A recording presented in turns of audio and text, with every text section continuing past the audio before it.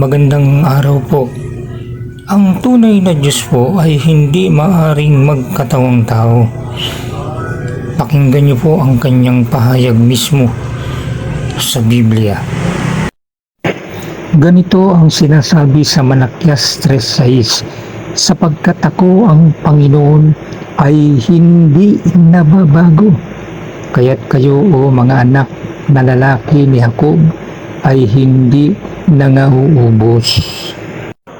Ganito po ang sinasabi sa Santiago 1:17, ang bawat mabuting kaloob at ang bawat sakdal na kaloob ay pawang buhat sa itaas na bumababa mula sa Ama ng mga ilaw na walang pagbabago ni kahit anino man ng pag-iiba.